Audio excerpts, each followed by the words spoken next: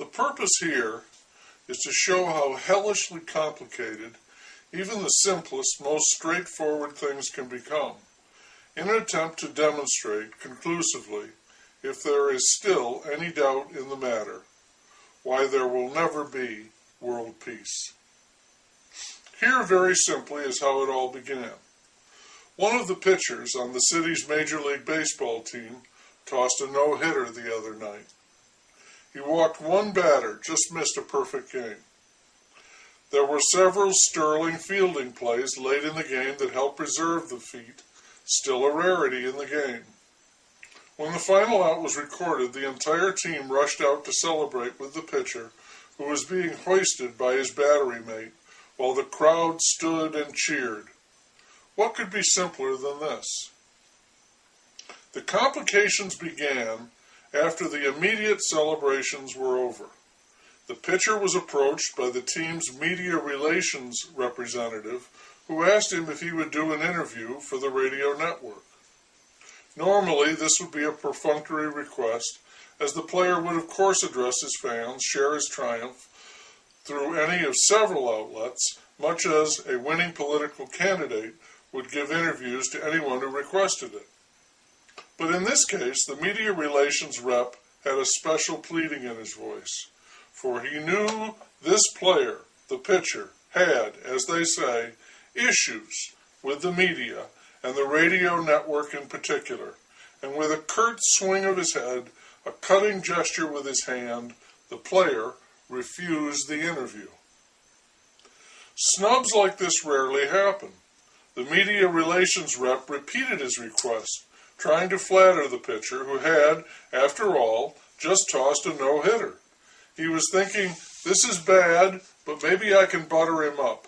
Maybe I can salvage this, smooth it over.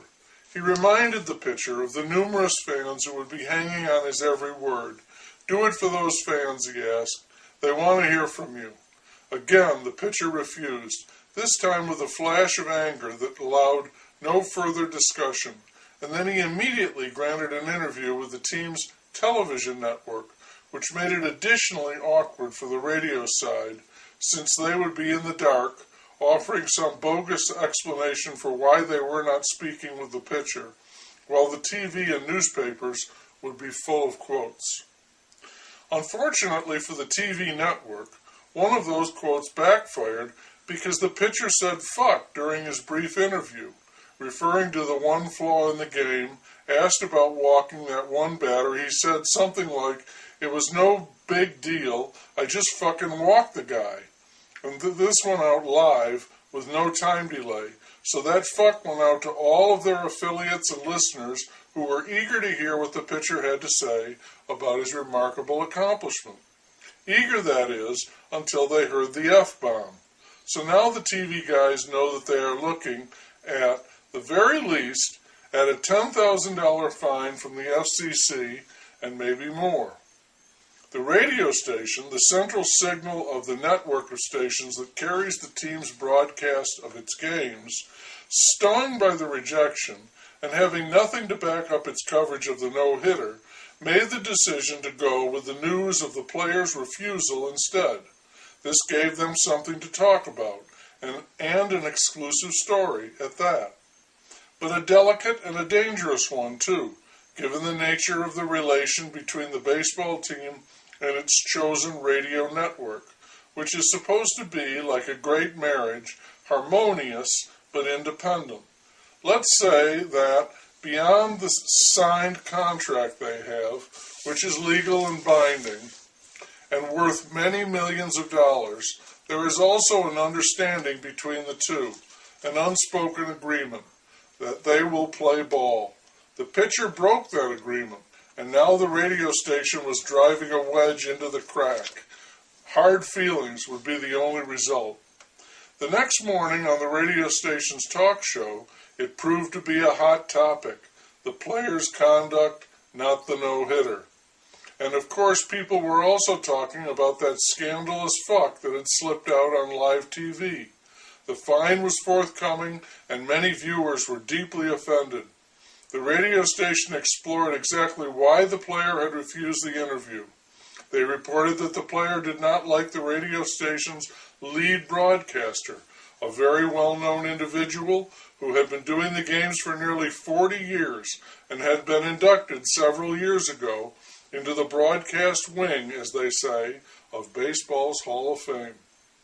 A cab driver called in and said that he had given the pitcher a ride to the airport not long ago, with the station playing on his radio. When he got out to pay, the player asked the cab driver if he was a regular listener to that radio station. "Sure," the cabbie said, "that's the station that carries the baseball games." "I never listen," the player said. "Everyone on that station is a jerk, especially," and he named the baseball announcer. Oh, and then the flames burned higher. The phone lines lit up. That announcer is a local icon, as you can imagine, after 40 years, but he is not loved by all. Many feel he is far too harsh and critical in his remarks on the players, especially for one who never played the game, but only sat and talked about it. And he's gotten worse, more high and mighty since he was inducted into the Hall of Fame. It's a dicey practice to enshrine someone who is still working. It's like naming a street for someone who is still alive. That can come back to bite you when the eminence is arrested with child porn or for shoplifting.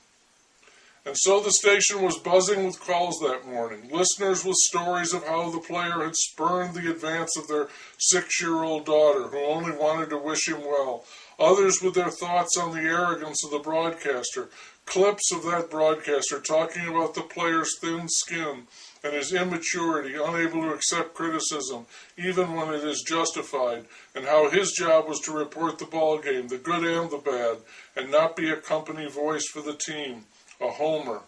It got quite heated, all this coverage, along with repeated gleeful plays of the TV interview, with a bleep standing in for the infamous fuck.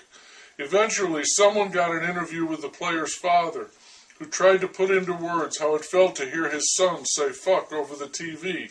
He did his best to minimize it, but the mere fact that he was talking about it, and not his son's performance on the field, told the story.